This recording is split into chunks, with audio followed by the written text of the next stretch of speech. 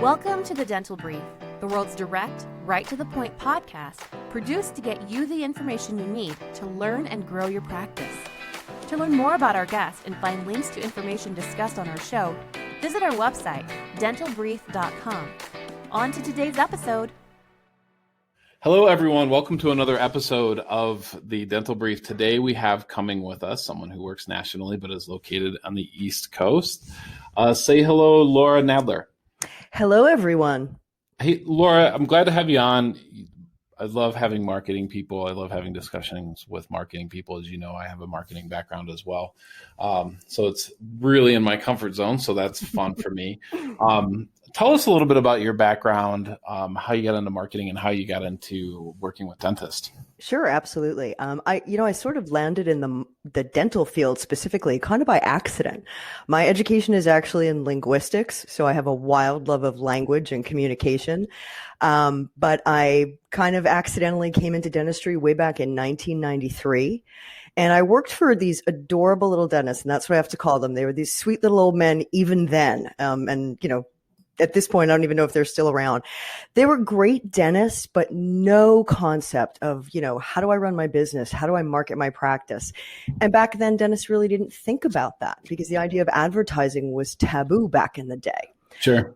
But it's grown, and I spent a lot of years on the sales and marketing side for companies that work with dentists. And the more and more I saw that you could have somebody with a beautiful practice and they were phenomenal clinicians, but you'd go to their website and it would make my eyes bleed because it was just didn't represent their brand. It didn't say who they were. And it was a niche that I thought these are folks who could be so good at this, pointed in the right direction. So that's sort of how I segued into this world. And with a background in sales, from marketing, sales and marketing have to work hand in hand or nobody wins. Sure. So that kind of grew me into the marketing end of it. Yeah, that makes sense. And right, I'm familiar with the story too. And I can recall, 10, 12 years ago, doctors telling me that, hey, I don't want to do any marketing. I don't need to do any marketing. It's like you said, taboo to market. I don't want to be one of those people. And then 5-6 years later, it's, hey, those people moved into my area and have taken away my business. And now I need to be those people because I need patients, right? So obviously marketing works. So let's kind of jump into the topic of the program today. As you know, we like to talk about challenges and problems that dentists and practices are facing. What are some of those challenges that you're seeing out there? What are you hearing and what are you talking to doctors about? Sure. Yeah. So I would say one of the things that I've noticed over the years of marketing, because when dentists first started marketing, they were willing to say, okay, I'll take out an ad in my local paper. I'll do all the print things. And obviously Our world has evolved. And if a patient can't find you online now, they're not going to find you. So Right. You started seeing a lot of people. I felt like every time you went to a convention, any of the dental trade shows, every marketing course was how to Facebook or how to social media. And most of the practices, the people who are doing it in the practices, which let's face it, that's usually an office manager or a patient coordinator. It's typically not the dentist themselves who's posting on Instagram.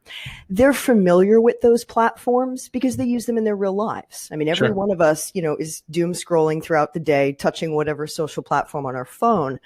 But whenever I would sit a practice down and say, okay, great, now what we're going to do is record some videos so people can really see who you are. I want you to have, really quality ones for YouTube and other ones you use on social. And immediately it was deer in the headlights. They were like, Laura, you're a mad woman. We don't make videos. That's outside of pretty much every practice's comfort zone.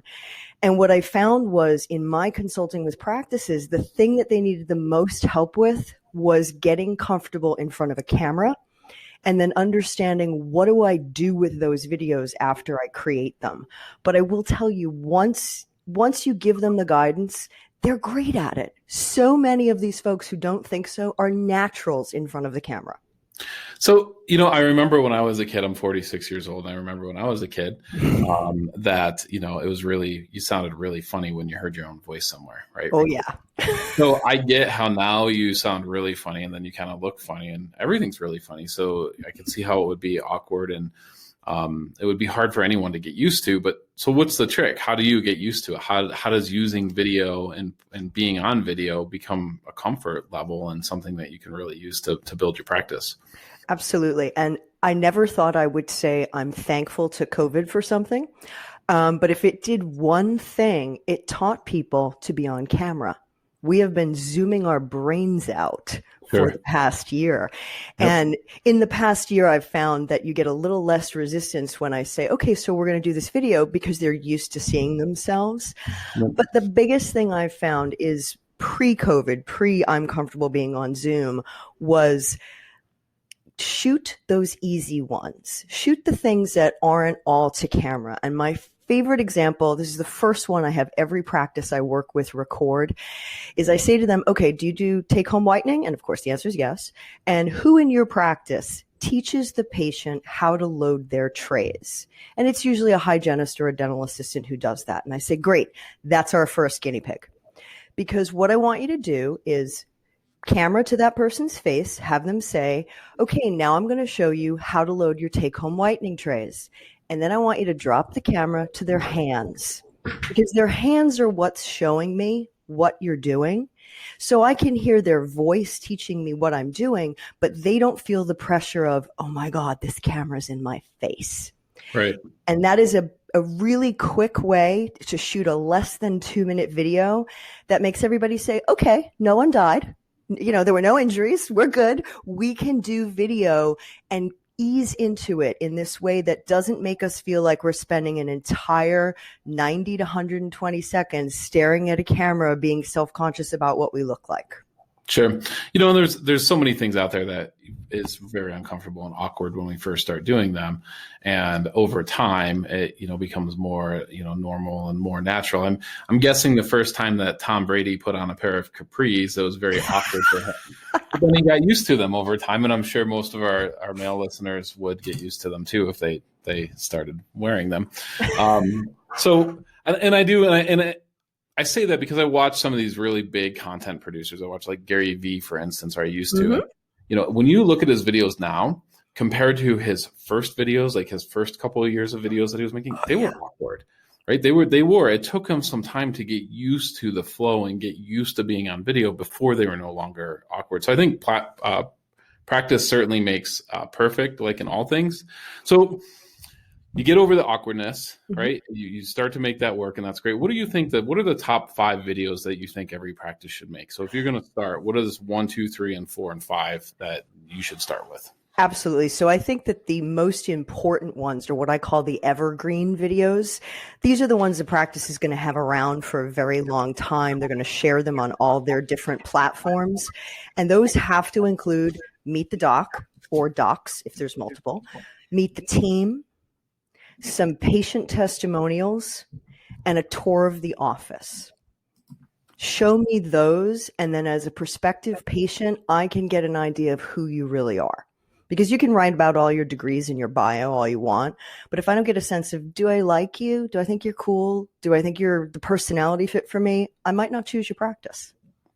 So what about number 2? So you've got your Evergreen videos. Then what type of videos should you move into from there? Well, like I said, for the Evergreens, it's that whole group of them. After that, I want a lot of the ones that really show who the team is. Show me the real personality, because those meet the doc, meet the team, those very often are professionally produced. Certainly a practice can do them, but they may also have them done by a professional. So they're going to have that certain level of polish that the one-offs won't. The one-offs should be those, hey, look at us, we're at a CE course, or we're honoring our VIP patient this month. Any of those things that make you human. Those are the videos you're using on social media, and so often folks forget the first word there is social.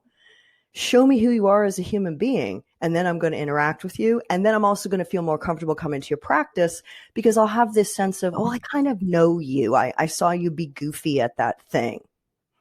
Sure. So let's talk about, let's kind of shift gears again. Let's talk about what are these videos going to do? So besides, what are some other benefits besides people seeing these videos and watching these videos? What are some other benefits to the practice? Well, they do a couple of things. So, for example, in the case of some of those more produced ones, the Meet the Docs and even patient testimonials, they're really just good for credibility. Every practice, when I first sit down with a practice and I say, okay, what's your goal of marketing? Besides, I want new patients, because I know that's everyone's first answer. Sure. So it's then, who do you want to be? Are you looking to be a trusted voice in your community? Then these videos are a way to do that. Maybe they're not drawing patients, but they're people who say, well, I want to get a better idea of what a dental implant is about.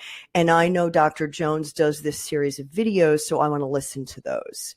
So they're good for credibility in that standpoint.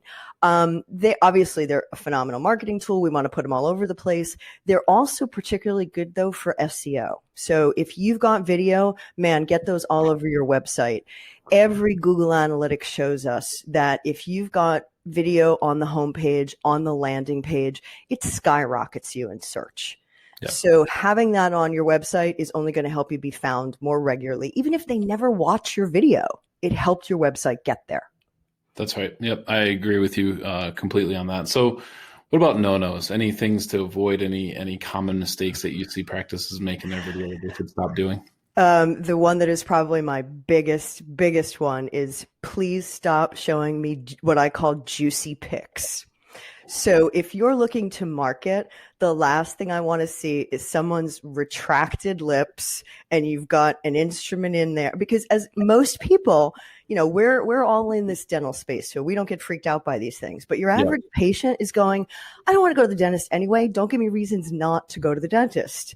And juicy things immediately are a turn off. Think about it, if you're scrolling through your Instagram feed and suddenly you're like, whoa, gums, I don't need that. That's my biggest no-no. Please don't give me juicy pics. You know what? I'm in the industry, have been for quite some time, work with a lot of dentists, understand, dental marketing pretty well. And I will tell you, I will unfollow sometimes dentists because of the amount of graphic photos that they're seeing. I just don't want to see it. It's just not appealing to me when what did you call it? Your scroll doom or doom scrolling? Doom scrolling. Yeah, doom scrolling. I just don't want to see it. And, and I think for some people, it's even, let's face it. I mean, 20% of the population has extreme anxiety going to the dentist. Mm-hmm. So, let's avoid those. I'm with you 100%. That's some really great advice. I want to encourage our audience to check out your website. It's workingcat.pro.com, or I'm sorry, WorkingCat.pro, correct? Correct. Thank you. And can learn more about you. What are some other services real quickly that you help dentists with besides video? Sure. So we call our approach from found to 5 stars. So what that is from that very beginning of, how are you coming up in Google search? How does your website look? How does your branding look? Are you using social media effectively? Are you actually using it as social marketing? And we teach a practice how to do that. We are not a done for you, I'm going to post generic content. Our whole goal is to teach you to fish so that you know how to do those things long term, and we're not a recurring monthly bill. The few things that we do as done for you are, we do branding and logo design. We do video production, professional video production. We can even do hair and makeup if you want to. And then we take it through the whole process of, once that patient shows up for that first appointment, what are you doing to make them stay? So often a practice counts new patient at the first visit, and I disagree with that. The first visit is a blind date. If they come back, they're a patient. So what are we doing to make them come back?